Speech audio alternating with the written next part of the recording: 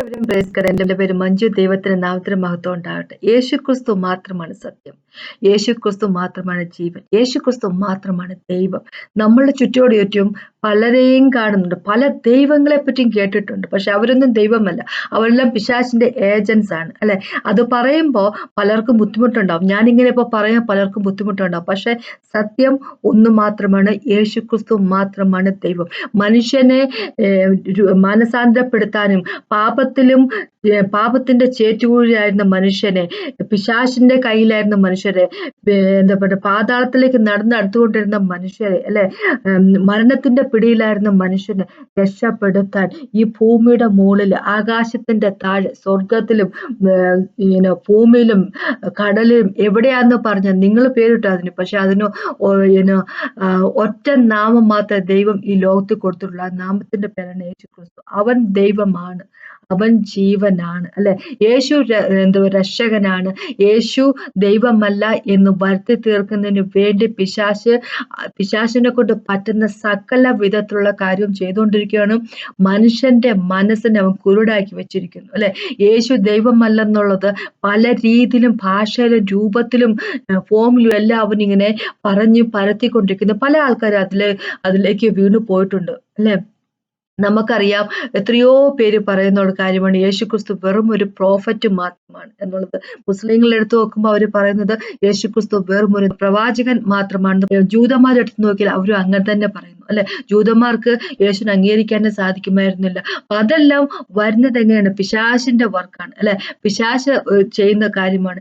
യേശു ദൈവമാണെന്ന് അത് ഡിനേ ചെയ്യണം, അത് എങ്ങനെയെങ്കിലും മറച്ചു വെക്കണം മനുഷ്യൻ. അപ്പൊ മനുഷ്യര് യേശു ദൈവമാണെന്ന് മനസ്സിലാക്കുമ്പോൾ അവര് രക്ഷിക്കപ്പെടുക തന്നെ ചെയ്യും, അല്ലെ? അപ്പൊ ഇവിടെ അപ്പോസ്റ്റൽ ജോൺ വഴി ദൈവം എഴുതിയിരിക്കുകയാണ്, ദൈവം യേശു ജീവനാണെന്ന്, അല്ലെ? അപ്പൊ that which was in from the beginning. അപ്പൊ അങ്ങനെയാണ് പറഞ്ഞിരിക്കുന്നത്. ഒന്നാമത്തെ ജോണിലേക്ക് പോകുമ്പോൾ അതാണ് ഇന്നത്തെ ടോപ്പിക്ക്. മുമ്പോട്ട് പോകുമ്പോൾ നമുക്ക് പ്രാർത്ഥിച്ച ശേഷം സംസാരിക്കാം. കർത്താവ് ഈ സമയത്ത് നന്ദി പറയുന്നു. കർത്താവ് അങ്ങനെ പോലെ ദൈവമുള്ള കർത്താവ്, താങ്ക് യു ജീസസ് മാസ്റ്റർ. കർത്താവ് അങ്ങയുടെ സ്നേഹത്തിനായിട്ട് നന്ദി പറയുക ലോർഡ് ഫാദർ ഗോഡ്.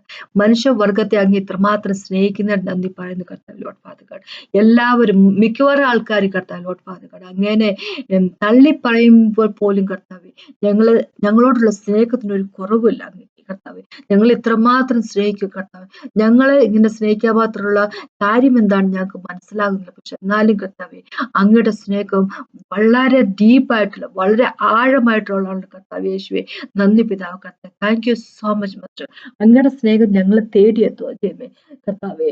ഓരോ പ്രാവശ്യം മനുഷ്യവർഗം അങ്ങനെ അകന്നു പോകുമ്പോഴും കർത്താവെ അങ്ങ് ഞങ്ങളിലേക്ക് പിന്നെയും കൂടുതൽ അടുത്ത് വന്നുകൊണ്ടിരിക്കുക കർത്താവെ. Thank you Jesus. ഇല്ലായിരുന്നെങ്കിൽ അങ്ങ് ഈ ലോകത്തിലേക്ക് വന്നില്ലായിരുന്നെങ്കിൽ ഞങ്ങളുടെ കാര്യം എന്തായി തീരുമായിരുന്നു. നന്ദി പിതാവ്, അങ്ങയുടെ സ്നേഹത്തിനായിരുന്നു, അങ്ങയുടെ സ്നേഹത്തിനായിട്ട് യേശുവെ നന്ദി പിതാവെ. വർഷിപ്പ് ഹോളി സ്പിരിറ്റ് ഗോഡിനെ തന്നിട്ട് നന്ദി പറയുന്നു പിതാവെ. അങ്ങയുടെ സ്നേഹത്തിനായിട്ട് നന്ദി പറയുന്നു ഹോളി സ്പിരിറ്റ് ഗോഡ്. ഞങ്ങളെ സത്യത്തിലും നീതിയിലും നടത്തുന്നതിന് നന്ദി പറയുന്നു യേശുവിന്റെ നാമത്തിൽ. ആമേൻ.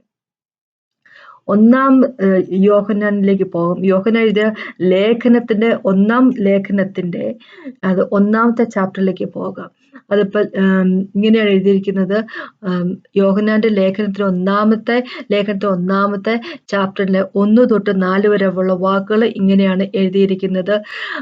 ആദ്യം മുതലുള്ളതും ഞങ്ങൾ കേട്ടതും സ്വന്തം കണ്ണുകൊണ്ട് കണ്ടതും ഞങ്ങൾ നോക്കിയതും ഞങ്ങളുടെ കൈ തൊട്ടതും ആയ ജീവന്റെ വചനം സംബന്ധിച്ചു ജീവൻ പ്രത്യക്ഷമായി ഞങ്ങൾ കണ്ടു സാക്ഷീകരിക്കുകയും പിതാവിനോട് കൂടെ ഇരുന്നു ഞങ്ങൾക്ക് പ്രത്യക്ഷമായ നിത്യജീവനും നിങ്ങളോട് അറിയിക്കുകയും ചെയ്യുന്നു. ഞങ്ങൾ കണ്ടും കേട്ടുമുള്ളതും നിങ്ങൾക്ക് ഞങ്ങളോട് കൂട്ടായ്മ ഉണ്ടാകേണ്ടതിന് നിങ്ങളോട് അറിയിക്കുന്നു. ഞങ്ങളുടെ കൂട്ടായ്മയോ പിതാവിനോടും അവന്റെ പുത്രനായ യേശുക്രിസ്തുവിനോടും ആകുന്നു. നമ്മുടെ സന്തോഷം പൂർണ്ണമാക്കുവാൻ ഞങ്ങൾ ഇത് നിങ്ങൾക്ക് എഴുതുന്നു. അപ്പോൾ ഇവിടെ ജോണിനെ പറ്റി നമുക്ക് എല്ലാവർക്കും അറിയാവുന്ന കാര്യമാണ്. ജോൺ ആയിരുന്നു ഏറ്റവും യങ്ങസ്റ്റ് ആയിട്ടുള്ള അപ്പോസ്റ്റൽ. യേശുക്രിസ്തുവിന്റെ ശിഷ്യന്മാർ ഒരുപാട് പേരുണ്ടായിരുന്നെങ്കിൽ പോലും, പക്ഷെ അപ്പോസ്റ്റലന്മാർ 12 പേരിൽ ഏറ്റവും ഇളയ ആളായിരുന്നല്ലോ ജോൺ, അല്ലെ? ജോൺ എല്ലായിടത്തും ഉണ്ടായിരുന്നു യേശു ക്രിസ്തുവിന്റെ കൂടെ. യേശു വെള്ളത്തിൽ കൂടെ നടന്ന സമയത്ത് ജോൺ ഉണ്ടായിരുന്നു, അല്ലെ? വെള്ളം വൈനാക്കിയ സമയത്തും ജോൺ ഉണ്ടായിരുന്നു. ലാസറസിനെ വിളിച്ച് മരണത്തിൽ നിന്ന് പുറത്ത് കൊണ്ടുവന്ന സമയത്തും ജോൺ ഉണ്ടായിരുന്നു. ജോൺ എപ്പോഴും ഉണ്ടായിരുന്നു യേശു ക്രിസ്തുവിന്റെ കൂടെ. ജോൺ എന്ന് പറയുമ്പോൾ ആദ്യമായിട്ട് യേശു ക്രിസ്തു തന്നിലേക്ക് വിളിക്കുന്ന ശിഷ്യന്മാരിൽ ഒരാളായിരുന്നു ജോൺ, അല്ലെ? അപ്പോ നമുക്കറിയാം ജോണിന്റെ ബ്രദർ ജെയിംസ് ആണ് ആദ്യമായിട്ട് യേശുവിന് വേണ്ടി മാർട്ടിയറായിട്ട് തീർന്നത്. അപ്പൊ ഞാൻ സ്റ്റീഫനെ പറ്റി പറയുന്നില്ല, യേശു ക്രിസ്തുവിന്റെ അപ്പോസ്തലന്മാരെ 12 പേരിൽ ഒരാളെ പറ്റി പറയുന്നു. ജൂഡാസ് യേശുവിന് വേണ്ടി ഒന്നും ചെയ്തതല്ല, ജൂഡാസ് തന്നെ പോയി ആത്മഹത്യ ചെയ്തു. അപ്പൊ നമുക്ക് ജൂഡാസിനെ കൂട്ടാൻ പറ്റത്തില്ല. അപ്പൊ ജോൺ എന്ന് പറയുമ്പോൾ ജോൺ മാത്രമേ ഉണ്ടായിരുന്നുള്ളൂ ശിഷ്യന്മാരുടെ കൂട്ടത്തില് യേശുവിന്റെ ക്രൂസിഫിക്ഷൻ സമയത്തും കൂടെ. അപ്പൊ അതാണ് ജോണിന്റെ ദൈവവുമായിട്ടുള്ള യേശുവായിട്ടുള്ള ഒരു സ്നേഹം എന്ന് പറഞ്ഞാൽ. ജോൺ എന്താ പറയാ, സ്നേഹത്തെ പറ്റി ഒരുപാട് എഴുതുന്ന ഒരു അപ്പോസ്റ്റലനാണ്, അല്ലെ?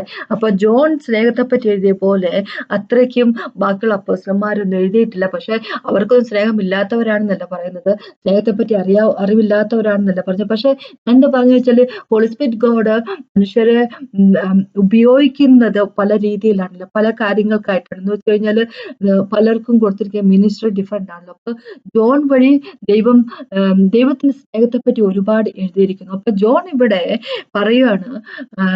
ഒരു കാര്യം കൂടെ പറയട്ടെ ജോണിനെ പറ്റി. ജോൺ എപ്പോഴും യേശുക്രിസ്തുവിന്റെ ഡിവിനിറ്റി, ദൈവം എന്നുള്ള ആ ദൈവികമായിട്ടുള്ള, അല്ലെ, ആ നേച്ചർ, യേശു ദൈവമാണെന്ന് പറയുന്ന ഒരു അപ്പോസ്റ്റലനാണ്. എപ്പോഴും മറ്റുള്ളവര് ദൈവമാണെന്ന് പറയുന്നില്ല എന്നല്ല പറയുന്നിരിക്കുന്നത്. ഇവിടെ ഞാൻ പറയുന്നത് ചിലപ്പോ മാർക്കിന്റെ എന്താ പറയുക, മാർക്കോസ് സുവിശേഷത്തിലേക്ക് പോകുമ്പോൾ യേശു ചെയ്ത കാര്യങ്ങളെ പറ്റിയാണ് കൂടുതൽ എഴുതി വച്ചിരിക്കുന്നത്. മാക്സിമം നമ്പർ ഓഫ് എന്താ പറയുക മിറക്കിൾസിനെ, ഹീലിങ്സിനെ പറ്റി മാർക്കാണ് എഴുതിയിരിക്കുന്നത്, അല്ലെ?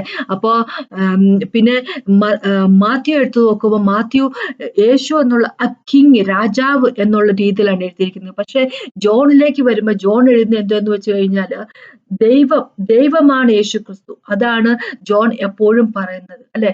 ജോൺ ഇവിടെയും അത് തന്നെയാണ് പറയുന്നത്. അപ്പൊ ജോൺ നേരത്തെ പറഞ്ഞ പോലെ ജോൺ എപ്പോഴും യേശുവിന്റെ കൂടെ ഉണ്ടായിരുന്നു. യേശു എല്ലാ കുഷ്ഠരോഗികളെ സുഖപ്പെടുത്തിയ സമയത്തും ജോൺ ഉണ്ടായിരുന്നു, എപ്പോഴും ജോൺ ഉണ്ടായിരുന്നു. പക്ഷെ ജോൺ ആ ഒരു മാനുഷികമായിട്ടുള്ള ദൈവത്തിന്റെ സൈഡിനെ പറ്റി സംസാരിക്കാൻ അധികം താല്പര്യപ്പെടാതെ യേശുക്രിസ്തുവിന്റെ ഡിവിനിറ്റിയെ പറ്റി, ദൈവം എന്നുള്ള ദ റിയൽ ജീസസ് ക്രൈസ്റ്റ്, ഈ ലോകത്തിലേക്ക് വന്ന ജീസസ് ക്രൈസ്റ്റ് റിയൽ ആണെന്നല്ല പറയുന്നത്. പക്ഷെ ആ ലോകത്തിലേക്ക് ദൈവം മനുഷ്യന്റെ രൂപം പ്രാപിച്ചു വന്നപ്പോ ദൈവം തന്നെ താഴ്ത്തി, തന്നെ തന്നെ ഹംബിൾ ചെയ്തു, അല്ലെ? യേശുക്രിസ്തു തന്നെ തന്നെ ഹംബിൾ ചെയ്തു. അപ്പൊ അതാണ് നമ്മൾ ഫിലിപ്പിയ ലേഖനത്തില് പോൾ വഴി ദൈവം നമ്മളോട് പറയുന്നത്, അല്ലെ? തന്നെ തന്നെ താഴ്ത്തിക്കൊണ്ട് യേശു ലോകത്തിലേക്ക് വന്നത്. അപ്പൊ ആ താഴ്ത്തിയ ആ ലെസ് ഗ്ലോറിഫൈഡ് ആയിട്ടുള്ള ഫോമിനെ പറ്റി അല്ല ഇവിടെ ജോൺ എഴുതുന്നത്, റിയൽ ഗോഡിനെ പറ്റി. ഞാൻ പത്മസ് ദ്വീപിൽ വെച്ച് വിഷൻ വഴി കണ്ട ആ റിസറക്റ്റഡ് കിങ്ങിനെ പറ്റിയാണ് ഇവിടെ ജോൺ എഴുതുന്നത്, അല്ലെ? ഫസ്റ്റ് ജോണൊക്കെ എഴുതുന്നത് റെവലേഷൻ, വെളിപാട് പുസ്തകമൊക്കെ എഴുതുന്നതിനൊക്കെ മുമ്പ് എഴുതിയതാണ്. പക്ഷെ എന്നാലും ജോൺ അറിയാമല്ലോ, അല്ലെ? ജോൺ റിസറക്റ്റഡ് ആയിട്ടുള്ള ജീസസ് ക്രൈസ്റ്റിനെ എൻകൗണ്ടർ ചെയ്തതാണ്, അല്ലെ? മൗണ്ട് ഓഫ് ട്രാൻസ്ഫിഗറേഷൻ വെച്ച് ജീസസ് ട്രാൻസ്ഫിഗർ ചെയ്തിരിക്കുന്നത് കണ്ടതാണ് ജോൺ. അപ്പൊ ജോൺ ഇവിടെ എഴുതുന്ന ദൈവത്തിന്റെ, യേശുക്രിസ്തുവിന്റെ ഡിവിനിറ്റിയെ പറ്റിയാണ് എഴുതിയിരിക്കുന്നത്. യേശുവിനെ പറ്റി പറയാണ്, ജീവനാണ്, ജീവിതമാണ് യേശുക്രിസ്തു, അല്ലെ? ജീവൻ പ്രത്യക്ഷപ്പെട്ടു എന്നാ പറഞ്ഞിരിക്കുന്നത്. ഒരു മനുഷ്യൻ പ്രത്യക്ഷപ്പെട്ടു എന്നല്ല പറയുന്നത്, ജീവൻ പ്രത്യക്ഷപ്പെട്ടിരിക്കുന്നു, നിത്യജീവൻ പ്രത്യക്ഷപ്പെട്ടിരിക്കുന്നു. അതാണ് ജോൺ പറയുന്നത്. ആദി മുതലുള്ളതും ഞങ്ങൾ കേട്ടതും സ്വന്തം കണ്ണുകൊണ്ട് കണ്ടതും ഞങ്ങൾ നോക്കിയതും ഞങ്ങളുടെ കൈ തൊട്ടതുമായ ജീവന്റെ വചനം സംബന്ധിച്ച് ജീവൻ പ്രത്യക്ഷമായി, അല്ലെ? ജീവൻ മാനിഫെസ്റ്റ് ചെയ്യുന്ന പറഞ്ഞിരിക്കുന്നത്. ഇപ്പൊ ജോൺ ഇതിലിങ്ങനെ എന്താ പറയാ, ആത്യന്തികമായിട്ട് പറയാൻ ജോണിന് എങ്ങനെ സാധിക്കുന്നത്? ജോൺ പറയുക, ഞാൻ എന്റെ കണ്ണുകൊണ്ട് കണ്ടതാണ്, ഞങ്ങൾ കണ്ടതാണ്, അല്ലെ? ഞാൻ വെറുതെ ഉണ്ടാക്കി പറയുന്നില്ല, അതാ ജോൺ പറയുന്നത്. ഇത് വെറുതെ ആരെങ്കിലും പറഞ്ഞ കഥ കേട്ട് ഞാൻ പറയുന്ന കാര്യമല്ല, ഞാൻ എന്റെ കണ്ണുകൊണ്ട് കണ്ടതാണ്, അല്ലെ? ഞങ്ങൾ നോക്കിയതാണ്, ഞങ്ങളുടെ കൈ തൊട്ടതാണ്. ആ ജീവന്റെ വചനം ജീവനായിട്ട് പ്രത്യക്ഷപ്പെട്ടത്, ജീവൻ മാനിഫെസ്റ്റ് ചെയ്ത് ഞാൻ കണ്ടതാണ്. അതാണ് എനിക്ക് ഉറപ്പ്, അല്ലെ? അതുകൊണ്ടാണ് ഞാൻ നിങ്ങളോട് പറഞ്ഞിരിക്കുന്നത്, അല്ലെ? സാധാരണ ഒരു മനുഷ്യനല്ല യേശുക്രിസ്തു. സാധാരണ മുസ്ലിംസ് പറയുന്ന പോലെയുള്ള വെറും ഒരു പ്രോഫറ്റ് അല്ല യേശുക്രിസ്തു, അല്ലെ? ജീവനാണ്, ജീവനാണ് അല്ലെ. യേശു തന്നെ പറഞ്ഞിരിക്കും, ഞാൻ ഉയർത്തെഴുന്നേൽപ്പാണ്, ഞാൻ ജീവനാണ് അല്ലെ. അവന്റെ വാക്കുകൾ, ദൈവത്തിന്റെ വാക്കുകളാണ്, ഞാൻ ജീവനാണ്, ഞാൻ ദൈവമാണെന്ന് യേശുക്രിസ്തു പറയുന്നത്. ജീവനുള്ള ദൈവത്തിലാണെങ്കിൽ യേശുക്രിസ്തു ഞാൻ ജീവനാണെന്ന് പറയുമ്പോൾ യേശുക്രിസ്തു പറഞ്ഞെന്താണെന്ന് വെച്ചാൽ ഞാൻ ദൈവമാണെന്ന് പറഞ്ഞത് അല്ലെ. ദൈവമാണ് യേശുക്രിസ്തു എന്ന് അംഗീകരിക്കാൻ പറ്റാത്തവരാണ് പലരും ഈ ലോകത്തുള്ളത് അല്ലെ. നേരത്തെ ഞാൻ പറഞ്ഞ പ്രോഫറ്റാന്ന് പറഞ്ഞ് നടക്കുന്നവരുണ്ട്, ആരുടെയൊക്കെയോ ദൈവമാണെന്ന് പറഞ്ഞ് നടക്കുന്നവരുണ്ട്, പല ദൈവങ്ങളിൽ ഒരാളാണ് എന്ന് പറഞ്ഞ് പറയുന്ന ആൾക്കാരാണുള്ളത്. അതെല്ലാം എന്താ പ്രശ്നം എന്ന് വെച്ച് കഴിഞ്ഞാല് അവരുടെ ഉള്ളിലെല്ലാം വർക്ക് ചെയ്യുന്ന ഒരൊറ്റ കാര്യം മാത്രമാണ്, ഒരൊറ്റ ആത്മാവ് മാത്രമാണ്. ഏതാന്ന് വെച്ച് കഴിഞ്ഞാൽ ആന്റി ക്രൈസ്റ്റ് അല്ലെ. Antichrist, spirit of antichrist, ആന്റി ക്രൈസ്റ്റിന്റെ ആത്മാവാണ് അവരുടെ ഉള്ളില് വർക്ക് ചെയ്യുന്നത്. നമ്മളിപ്പോ ഇതേ യോഹന്നാന്റെ എന്താ പറയാ ലേഖനത്തില് ഒന്നാമത്തെ യോഹന്നാന്റെ രണ്ടാമത്തെ ചാപ്റ്ററിലേക്ക് പോകുമ്പോൾ നമ്മൾ കാണുന്ന 22ഉം 23ഉം വാക്കുകൾ ഇങ്ങനെ പറഞ്ഞിരിക്കുന്നു, യേശുവിനെ ക്രിസ്തുവല്ല എന്ന് നിഷേധിക്കുന്നവൻ അല്ലാതെ കള്ളൻ ആരാകുന്നു. യേശു ക്രിസ്തു അല്ല എന്ന് ക്രിസ്തു എന്ന് വെച്ച് കഴിഞ്ഞാല് മെസ്സയല്ല, രക്ഷകനല്ല, സേവിയർ അല്ല എന്ന് അല്ലെ. എന്ന് വെച്ച് കഴിഞ്ഞാല് യേശു അല്ല രക്ഷകൻ. ഇപ്പൊ മനുഷ്യനാണെങ്കിൽ ഒരു വ്യക്തിക്ക് മറ്റുള്ളവരെ രക്ഷിക്കാനൊന്നും പറ്റത്തൊന്നുമില്ല, അതിനൊക്കെ ഒരു പരിധിയുണ്ടല്ലേ. നമ്മളിപ്പോ മറ്റുള്ള മനുഷ്യർക്ക് സഹായം ചെയ്യുമെന്ന് വിചാരിച്ചു, സഹായം ചെയ്യണമെന്ന് നമ്മുടെ ദൈവം പറഞ്ഞിരിക്കുന്നു, ആ സഹായം ചെയ്യുന്നതിനൊക്കെ ഒരു പരിധിയുണ്ട് അല്ലെ. നമ്മൾക്ക് നമ്മുടെ പോക്കറ്റ് കാലിയാവുന്നതും വരെയുള്ള ഒരു സഹായം ചെയ്തൊക്കെ നമുക്ക് ചെയ്യാൻ പറ്റത്തുള്ളൂ. ഒരാൾക്ക് ഇപ്പൊ മരിക്കാറായി കിടക്കുന്ന ഒരാൾക്ക് രക്തം കൊടുക്കാന്ന് പറഞ്ഞ് നമ്മുടെ ശരീരത്തിൽ രക്തം ഉള്ളിടത്തോളം സമയത്തെ കാലത്ത് നമുക്ക് കൊടുക്കാൻ പറ്റും, അത്രത്തോളം അളവേ നമുക്ക് കൊടുക്കാൻ പറ്റും. ഒരു വ്യക്തിക്ക് മറ്റുള്ളവരെ രക്ഷകനായിട്ട് വരുന്നതിന് പരിധിയുണ്ട് അല്ലെ.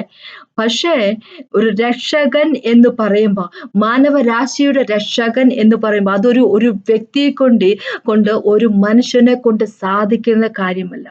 എന്ന് പറഞ്ഞാൽ അത് സാധ്യമാകുന്ന ദൈവത്തിന് മാത്രമേ ഉള്ളൂ. യേശു ക്രിസ്തുവാണ്, മെസ്സയാണ്, രക്ഷകനാണ്, സാൽവേഷൻ ആണെന്ന് പറയുമ്പം അവൻ ദൈവമാണ് എന്നാണ് അതിന്റെ ദൈവം പറയുന്നല്ലേ. യേശു ക്രിസ്തുവാന്ന് പറയുമ്പോൾ, യേശു രക്ഷകനാണെന്ന് പറയുമ്പോൾ ദൈവം പറയുന്നത് യേശു ദൈവമാണ് എന്നാ പറഞ്ഞിരിക്കുന്നത്. പുത്രനും പിതാവും ഒന്നാണ് അല്ലെ. അപ്പൊ യേശു ക്രിസ്തുവല്ല എന്ന് നിഷേധിക്കുന്നവൻ അല്ലാതെ കള്ളൻ ആകുന്നു. യേശു അല്ല രക്ഷകൻ എന്ന് പറയുന്നവർ ആണ് കള്ളന്മാർ അല്ലെ. യേശുവിനെ അംഗീകരിക്കാത്തവര് അവർ ഓപ്പറേറ്റ് ചെയ്യിക്കുന്ന സ്പിരിറ്റ് എന്ന് പറഞ്ഞാൽ ആന്റി ക്രൈസ്റ്റിന്റെ സ്പിരിറ്റ് ആണ് അല്ലെ. പിതാവിനെയും പുത്രനെയും നിഷേധിക്കുന്നവർ തന്നെ എതിർ ക്രിസ്തു ആകുന്നു. പുത്രനെ നിഷേധിക്കുന്നവന് പിതാവില്ല, പുത്രനെ സ്വീകരിക്കുന്നവന് പിതാവും ഉണ്ട്. പുത്രനെ നിഷേധിക്കുന്നവന് സ്വീകരിക്കാതിരിക്കുന്നവന്റെ കൂടെ പിതാവുമില്ല. അപ്പൊ നമുക്ക് സമൂഹത്തിലേക്ക് നോക്കുമ്പോൾ, അല്ലെങ്കിൽ പിശാചിന്റെ ഒരു വർക്കിന്റെ ഒരു ശൈലിയും അവൻ ഈ സമൂഹത്തിൽ പ്രചരിക്കുന്ന കാര്യത്തെപ്പറ്റി നമ്മളൊന്ന് വിചാരിച്ചു നോക്കുക. അവൻ ഒരിക്കൽ പോലും ദൈവം ഇല്ല എന്ന് മനുഷ്യരെ പറഞ്ഞ് പഠിപ്പിക്കുന്നില്ല അല്ലെ. ദൈവം ഉണ്ട് എന്നുള്ള കൺസെപ്റ്റ് എല്ലാ മനുഷ്യർക്കും ഉണ്ട് അല്ലെ. അപ്പൊ നമുക്കറിയാം ഏത്തിസ്റ്റുകളൊക്കെ ഉണ്ട്, അതിങ്ങനെ വേറെ കുറെ അതിന്റെ കൂട്ടത്തിൽ വന്ന് കുറെ അധികം ആൾക്കാരൊക്കെ ഉണ്ട്. പക്ഷെ അവര് പുറമേ വലിയ ഏത്തിസ്റ്റുകളൊക്കെ ആയിട്ടൊക്കെ കാര്യങ്ങളൊക്കെ സംസാരിക്കുമെങ്കിൽ പോലും അവർക്ക് എന്തെങ്കിലും ഒരു അപകടമൊക്കെ വന്ന് നോക്കട്ടെ, അവർ ദൈവമെന്ന് വിളിക്കുമെന്നുള്ള കാര്യം, അവർക്കൊരാവശ്യം, അവരൊരു ട്രബിളിലായി നോക്കട്ടെ, ദൈവമെന്ന് വിളിക്കുമെന്നുള്ള കാര്യം അറിയാമോന്ന് നമുക്കറിയാം അല്ലെ. ആരും തന്നെ ഈ ലോകത്തില് മനുഷ്യനായിട്ട് ജനിച്ചിട്ടുള്ള ഒരു വ്യക്തിയെ പോലും ദൈവം ഇല്ലെന്ന് പറയത്തില്ല. അവിടെ പിശാച് മനുഷ്യരെ കൊണ്ട് പല ദൈവങ്ങളുടെ പുറകെ ഇങ്ങനെ നടത്തിക്കും. അപ്പൊ ദൈവം എന്നൊരു കൺസെപ്റ്റ് എല്ലാ വ്യക്തികളുടെയും മനസ്സിന്റെ അകത്തുണ്ട് അല്ലെ, എല്ലാ വ്യക്തികളും ഫോളോ ചെയ്യുന്നതാണ്. പക്ഷേ ഇവൻ സൈറ്റൻ നമുക്കറിയാം ഭയങ്കര കണ്ണിങ് ആയിട്ടുള്ള ഒരാളാണ് അല്ലെ. അപ്പൊ മനുഷ്യരെ കൊണ്ട് ദൈവമുണ്ടെന്നുള്ള ഒരു കൺസെപ്റ്റിലേക്ക് അവൻ വരുത്തുന്നുള്ളൂ. ദൈവം ഉണ്ട്, ഓക്കെ, പക്ഷേ ആ റിയൽ ആയിട്ടുള്ള ദൈവത്തിലേക്ക് അടുപ്പിക്കത്തില്ല. റിയൽ ആയിട്ടുള്ള ദൈവം റിയൽ ആയിട്ടുള്ള രക്ഷകരിലേക്ക് അടുപ്പിക്കത്തില്ല. അതാണ് നാം ചെയ്യുന്നത്. യേശുക്രിസ്തുവിനെ നമ്മള് മനുഷ്യവർഗം മിക്കവാറും ആൾക്കാർ ശത്രുവായിട്ട് കരുതുന്നത് അല്ലെ. എന്ന് വെച്ചാൽ യേശു തന്നെ പറഞ്ഞിരിക്കുന്ന കാര്യമല്ല. യേശുക്രിസ്തുവിനെ ഡിനൈ ചെയ്യുന്നത് പോലെ തന്നെ യേശുവിനെ രക്ഷകനായിട്ട് സ്വീകരിച്ചിരിക്കുന്ന ആൾക്കാരും മനുഷ്യരെ ശത്രുക്കളായിട്ട് തന്നെ കാണുന്നത്. യേശുവാണ് പൊതുവേ ഉള്ള ശത്രു എന്ന് വെച്ച് കഴിഞ്ഞാൽ അതെന്താന്ന് വെച്ച് കഴിഞ്ഞാൽ യേശു ഹോളി സ്പിരിറ്റ് ഗോഡ് അവരൊന്നായതുകൊണ്ട് പുറത്ത് നിൽക്കുന്നവൻ ലോകത്ത് നിൽക്കുന്നവൻ ആന്റി ക്രൈസ്റ്റ് ആയിരിക്കുന്നുണ്ട്. അവന് യേശുവിനോട് ആ ശത്രുത കൊണ്ട് അവനത് മനുഷ്യരുടെ മനസ്സിലേക്കല്ല ഇടുക തന്നെ ചെയ്യും അല്ലെ. പലർക്കും യേശു എന്ന് കേൾക്കുമ്പോൾ ദേഷ്യമാണ് അല്ലെ. യേശുവിന്റെ പേര് പറയുമ്പോൾ ദേഷ്യമാണല്ലോ പല ആൾക്കാർക്കും അല്ലെ. അപ്പൊ അതിന്റെ കാര്യം ഇതാണ്, യേശു എന്ന് പറയുമ്പോൾ ആ മനുഷ്യന്റെ മനസ്സിൽ ആ ശത്രുതയിലേക്ക് നിർത്തും. അപ്പൊ അങ്ങനെയാകുമ്പം നമ്മള് പിശാച് മനുഷ്യരെ മനസ്സിലേക്ക് ദൈവത്തെ ആരാധിക്കുന്നുണ്ടല്ലോ അല്ലെ. ദൈവം മനുഷ്യരെ മനസ്സിലേക്ക് ഇങ്ങനെ തോന്നിടോ നമ്മള് ദൈവത്തെ ഇഷ്ടപ്പെടുന്നുണ്ടല്ലോ. ഇപ്പൊ ഹിന്ദുക്കളുടെ അടുത്ത് നോക്കുവാണെങ്കിൽ എത്ര 30 കോടി ദൈവങ്ങളുണ്ട് അല്ലെ. അപ്പൊ അവരും ദൈവങ്ങളെ ആരാധിക്കുന്നത് അല്ലെ. അപ്പൊ പിശാച് ആ ഒരു തോന്നൽ അവര് മനസ്സിലേക്ക് ഇട്ടിരിക്കുക. നമ്മൾ ദൈവങ്ങളെ ആരാധിക്കുന്നില്ല, യേശുവിനെ ഇഷ്ടപ്പെടുന്നില്ല, യേശുവിന്റെ കൂടെ ആകാൻ താല്പര്യപ്പെടുന്നില്ല, അതൊരു കാര്യം. പക്ഷെ നമ്മളും ദൈവങ്ങളെ ആരാധിക്കുന്നു അല്ലെ. അപ്പൊ യേശുവിനെ വേണ്ടെന്ന് വെപ്പിക്കുമ്പോ അവര് മനസ്സിലാക്കാത്ത കാര്യമുണ്ട്. യേശുവിനെ ഇവര് ഡിനേ ചെയ്യുമ്പോൾ, യേശുവിനെ നിഷേധിക്കുമ്പോൾ അവര് യഥാർത്ഥത്തിലുള്ള ദൈവത്തെ വേണ്ടെന്ന് വെക്കുക എന്നുള്ള കാര്യം അവർക്ക് മനസ്സിലാകുന്നില്ല. അതിന് മനുഷ്യരെ മനസ്സിലാക്കിക്കാതിരിക്കുന്നതിനോട് എന്ത് ചെയ്തിരിക്കുന്നു നമ്മള് 2 കൊരിന്ത്യർക്ക് എഴുതിയ ലേഖനത്തിലേക്ക് പോകും. പോൾ വഴി എഴുതിയ ലേഖനം, പോൾ എഴുതിയിരിക്കുന്ന 2 കൊരിന്ത്യരുടെ 4-ാമത്തെ ചാപ്റ്റർ 4-ാമത്തെ വാക്കിനെ പറഞ്ഞേക്ക് ദൈവപ്രതിമയായ ക്രിസ്തുവിന്റെ തേജസ്സുള്ള സുവിശേഷത്തിന്റെ പ്രകാശം ശോഭിക്കാതിരിക്കാൻ ഈ ലോകത്തിന്റെ ദൈവം അവിശ്വാസികളുടെ മനസ്സ് കുരുടാക്കിയിരിക്കുന്നു. മനുഷ്യരുടെ മനസ്സിനെ കുരുടാക്കി വെച്ചിരിക്കുകയാണ് ചെയ്യുന്നത് അല്ലെ. മനുഷ്യരുടെ മനസ്സിനെ കുരുടാക്കിക്കൊണ്ട് യേശുവിനെ വെറുപ്പിലേക്ക്, യേശുവിനെ പറ്റിയുള്ള ഒരു കൈൻഡ് ഓഫ് ഒരു ഹേറ്റഡ് മനുഷ്യന്റെ മനസ്സിലേക്ക് കൊണ്ടുവരിക ചെയ്യുന്നു അല്ലെ. യേശുവിനെ മനുഷ്യർക്ക് ഇഷ്ടമല്ലാത്ത രീതിയിലേക്ക് കൊണ്ടുവരുന്നു. ഈ ലോകത്തിൽ നടക്കുന്ന പ്രശ്നങ്ങൾ എടുത്ത് നോക്കിക്കഴിഞ്ഞാൽ ഏതെങ്കിലും ഒരു മതത്തെ ഇത്രമാത്രം വെറുത്തിട്ടുണ്ടെങ്കിൽ, ഏതെങ്കിലും ഒരു ദൈവത്തെ ഇത്രമാത്രം വെറുത്തിട്ടുണ്ടെങ്കിൽ അത് യേശുക്രിസ്തുവിനെ മാത്രമാണ് വെറുക്കുന്നത്. നമ്മളിപ്പോ കഴിഞ്ഞ കുറച്ച് ദിവസങ്ങൾക്ക് മുമ്പ് നടന്നത് പാരീസിൽ ഒളിമ്പിക്സ് എടുത്ത് നോക്കിക്കഴിഞ്ഞാൽ യേശുവിനെ മാത്രമാണ് അവര് കളിയാക്കി ഇൻസൾട്ട് ചെയ്ത് മോക്ക് ചെയ്തുകൊണ്ട് അവർ ചെയ്തത് അല്ലെ. അങ്ങനെ ലാസ്റ്റ് സപ്പറിന്റെ ഒക്കെ അത് എത്രമാത്രം വൃത്തിയിട്ട രീതിയിലേക്ക് ആൾക്കാര് അതിനെ തരം താഴ്ത്താൻ വേണ്ടി ശ്രമിച്ചു അല്ലെ. പക്ഷെ നമ്മുടെ ദൈവത്തിന്റെ ലാസ്റ്റ് സപ്പറും ദൈവത്തിന്റെ വചനവും യേശു ക്രിസ്തു ഒരിക്കൽ പോലും തരം താഴാൻ പറ്റുമോ അല്ലെ. ദൈവമല്ലേ. പക്ഷെ മനുഷ്യര് അത് അങ്ങനെ ഒരു അവസ്ഥയിലേക്ക് മനുഷ്യർ തന്നെ താഴ്ത്തി കെട്ടിക്കൊണ്ട് എന്തൊക്കെ കാര്യങ്ങൾ അവിടെ അവർ ചെയ്തു കൂട്ടിയത്. കാര്യം എന്താന്ന് വെച്ച് കഴിഞ്ഞാല് അവിടെയും ദൈവത്തിനോട് യേശു ക്രിസ്തുവിനോടാണ് ഇവർക്ക് ദേഷ്യം മൊത്തം. അവരുടെ ഉള്ളില് വസിക്കുന്നവൻ ആന്റി ക്രൈസ്റ്റ് ആണ്, പിശാചാണ് അവരുടെ ഉള്ളിൽ വസിക്കുന്നത് അല്ലെ.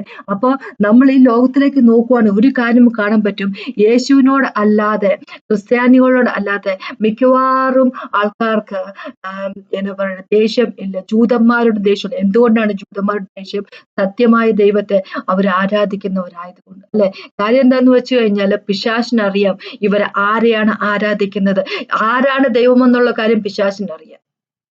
പിശാചിന് നല്ല കൃത്യമായിട്ട് മനുഷ്യൻ അറിയുന്നതിനേക്കാളും കൂടുതലായിട്ട്, എത്രമാത്രം സ്ട്രോങ് ആയിട്ടുള്ള ബിലീവർക്ക് ബൈബിൾ അറിയുന്നതിനേക്കാളും കൂടുതലായിട്ട്, ദൈവത്തിന്റെ വചനം അറിയുന്നതിനേക്കാളും കൂടുതലായിട്ട് പിശാചിന് ദൈവത്തിന്റെ വചനം അറിയാം. എത്ര വലിയ സ്ട്രോങ് ആയിട്ടുള്ള, എത്ര വലിയ അപ്പോസ്തലനാണെന്ന് പറഞ്ഞവർക്കും ദൈവത്തെ അറിയുന്നതിനേക്കാളും കൂടുതലായിട്ട് ദൈവം ആരാണ്, യേശുക്രിസ്തു ആരാന്നുള്ള കാര്യം പിശാചിന് അറിയാം, കൃത്യമായിട്ട് അറിയാം അല്ലെ. അതുകൊണ്ട് അവൻ മനുഷ്യന്റെ ഹൃദയത്തിലേക്ക് ഇഞ്ചക്ട് ചെയ്തിരിക്കുകയാണ് യേശുവിനെ അങ്ങോട്ട് ഹെയ്റ്റ് ചെയ്യുക എന്നുള്ള കാര്യം അല്ലെ. അപ്പൊ അതാണ് ഞാൻ പറയുന്നത്. ഇവിടെ ജോൺ അടിവരയിട്ട് പറയുകയാണ് അല്ലെ.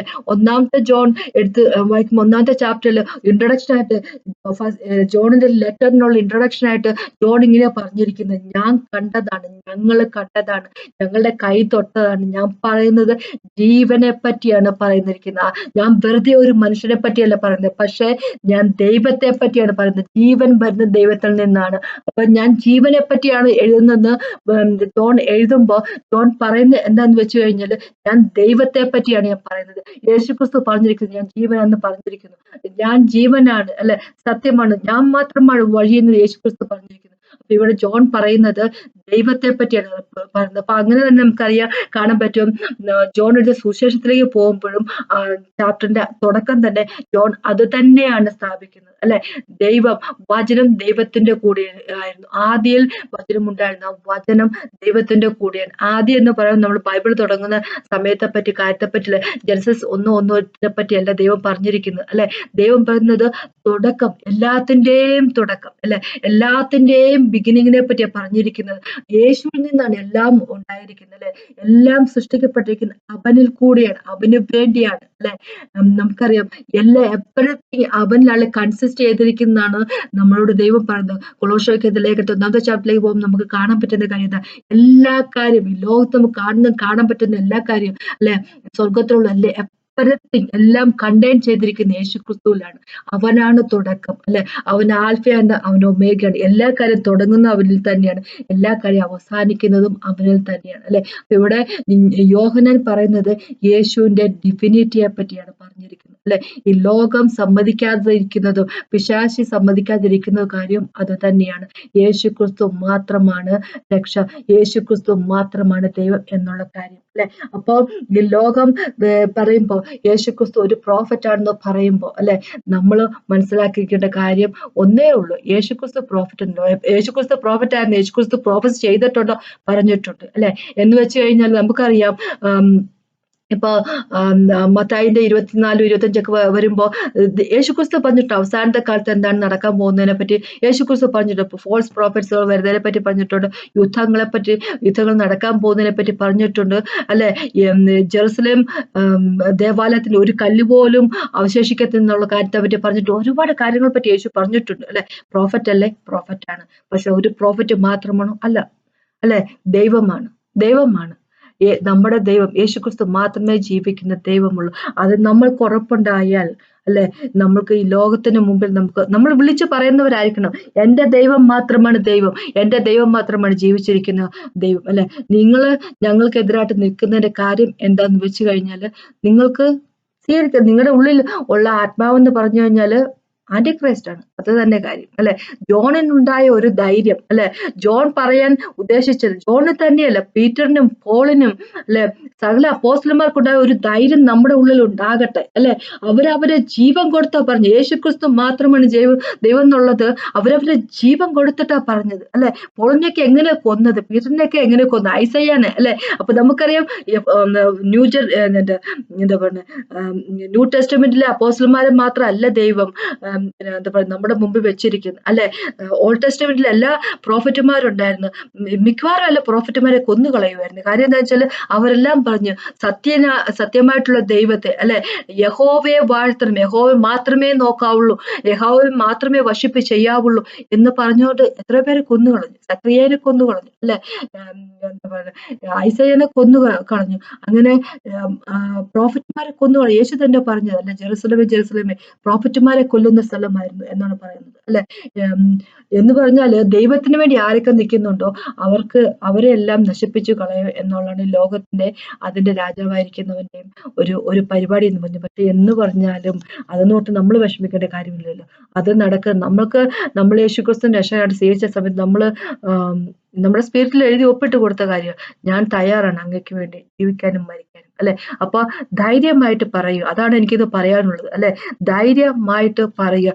ജോൺ പറയുന്ന പോലെ എൻ്റെ ദൈവം മാത്രമാണ് ജീവിക്കുന്നവൻ, എൻ്റെ ദൈവം മാത്രമാണ് ദൈവം, എൻ്റെ യജമാനൻ മാത്രമാണ് ദൈവം എന്ന് ജോൺ പറയാൻ കാണിച്ച ഒരു ധൈര്യം നമുക്ക് എല്ലാവർക്കും ഉണ്ടാകട്ടെ നമ്മുടെ ഉള്ളിൽ. അവൻ മാത്രമാണ് ജീവൻ, അവൻ മാത്രമാണ് ജീവിതം, അല്ലെ? നമുക്കറിയാം, 1 ജോണിന്റെ 1-ാമത്തെ ചാപ്റ്റർ 5-ാമത്തെ വാക്കിലേക്ക് വരുമ്പോൾ ജോൺ പറയുന്നുണ്ട് ദൈവം വെളിച്ചമാണെന്ന് പറയുന്നു, അല്ലെ?